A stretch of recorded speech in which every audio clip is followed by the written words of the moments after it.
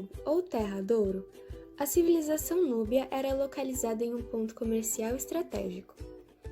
A princípio, consistia em pequenas comunidades nômades ao longo do rio Nilo, vivendo de caça, pesca e coleta. A sedentarização desses grupos se deu pela construção de diques e barragens e pelo excedente de alimentos. Por volta de 2000 a.C., houve a unificação das comunidades e a centralização do poder nas mãos do rei. O território era dividido em Valvat, a Alta Núbia, onde se encontrava o povo mais puro, menos miscigenado com os egípcios. Já na Baixa Núbia, também conhecida como Kush, o povo que se via em constante miscigenação com o povo egípcio. A economia consistia no comércio de ouro, peles de animais, marfim e escravos. Durante o período em que dominaram o Egito, os núbios expandiram seus conhecimentos a respeito de técnicas agrícolas, e no período meroíta, o principal foco econômico eram as peças artesanais. A Núbia fazia fronteira com o Mar Vermelho e com o deserto da Líbia. Seu solo era rico em ouro e pedras preciosas, o que era um atrativo para os egípcios. Quando Kush se expandiu e passou a ser uma ameaça, os egípcios ocuparam o reino vizinho, por volta de 1500 a.C. Durante o século 8 a.C., foi a vez do Império Egípcio ser dominado pelos núbios. Esses períodos contribuíram para o que chamamos de egipcianização núbia. Dentre as práticas egípcias adotadas, as principais são os deuses cultuados, técnicas artesanais e cerâmicas, além da construção de pirâmides em Napata e Meroé, importantes cidades cuxitas.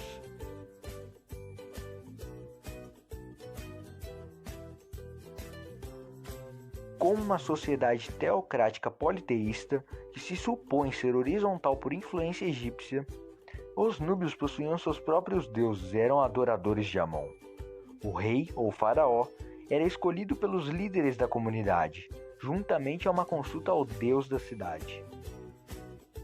Inicialmente, os núbios tinham formas de escritas baseadas nos hieróglifos e na escrita demótica, ambas egípcias. No período meroíta, houve uma certa negação da cultura egípcia e a criação de uma nova escrita de 23 caracteres, chamada de escrita meroíta. Com a súbita crise econômica causada pela compra reduzida de ouro por parte do Egito e o declínio de rotas comerciais, o Império Núbio ficou enfraquecido, e isso deu uma oportunidade ao reino Axum, que anexou a Núbia a seu território, dando fim à cultura Kush. Ao longo de sua história, o Império Núbio teve 3 capitais. A primeira foi Cairo, momento de absorção da cultura egípcia, e quando o Egito é dominado pelos Hyksos, eles perdem seu poderio na Núbia e Kerma tem seu auge como importante centro comercial. E em seguida, conflitos políticos do Egito enfraquecem o poder núbio e os Kushis assumem o poder. Agora, a capital é a cidade de Napata, construída por Ramsés III. Nesse período, o rei Kashta domina o Alto Egito e há o período conhecido como Dinastia dos Faraós Negros. A reunificação dos egípcios faz com que Napata seja conquistada e os núbios se confinam no território do atual Sudão. Consequentemente, a capital é transferida para Meroé e o período meroíta tem início. E com ele, inicia-se um processo de negação da cultura egípcia e a criação de uma nova forma de escrita. É nessa época que há o período matriarcal, quando os homens perdem sua importância na administração da cidade e o poder político fica nas mãos das Kandak, ou rainhas-mãe. Há relatos de que a Núbia pode ser a civilização mais antiga do continente africano, com origens pré-históricas.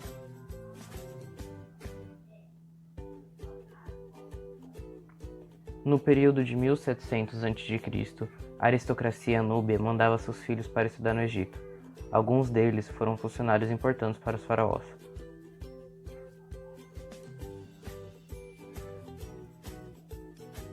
Por muitas dinastias, os faraós egípcios utilizaram os núbios como escravos.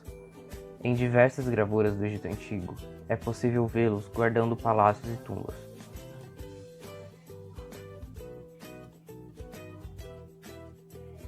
Taharka, filho de Pive e terceiro faraó negro da 25ª dinastia egípcia, pode ser visto no Livro dos Reis, que faz parte do Antigo Testamento da Bíblia.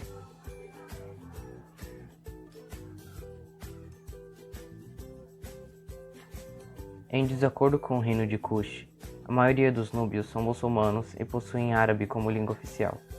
Mesmo assim, o núbio continua a ser extremamente valorizado e é como uma segunda língua para a maioria da população. A partir do século VI, diversos reinos cristãos surgiram no antigo Império Núbio. Em 1504, muçulmanos negros chamados Fungis conquistaram quase todo o território. Com o declínio do poder desse grupo no século XIX, o Egito volta a dominar a Núbia. Em 1889, Muhammad Ahmed lidera com êxito uma revolta contra os egípcios e seu sucessor fica no poder por 10 anos, quando tropas britânicas e egípcias reconquistaram o território agora chamado de Sudão. Após a Segunda Guerra Mundial, o Sudão passou a reivindicar independência e, em 1953, o Reino Unido e o Egito concordaram em ceder o poder gradualmente. O antigo Império Núbio corresponde ao território do atual Sudão, que conquistou sua independência em 1956. Localizada a 950 km do Cairo, Assuã é conhecida como a cidade núbia do sul do Egito. Desde o Antigo Império, os núbios se diferem do restante dos egípcios pelas cores de seu povo, que tem a pele negra. As próprias cidades se destacam. Com murais que retratam o cotidiano, tudo nas cidades é colorido e vibra. Enquanto o reino de Kush era extremamente rico, a população atual é pobre e vive a partir de artesanato, passeios de camelo e uma modesta agricultura de subsistência. São culturalmente marginalizados, sem ter um Estado que zele por sua identidade. Mesmo assim, cuidam muito de sua cultura originária e ensinam o núbio nas escolas da comunidade.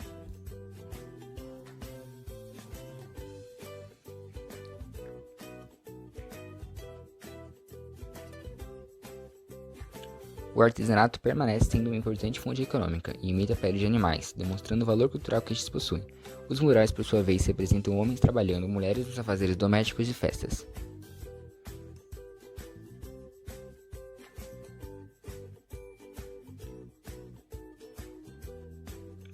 A construção de uma represa e a criação do Lago Nasser nos anos 50 e 60 fez com que cerca de 50 mil pessoas fossem reassentas e destruiu parte das terras ancestrais.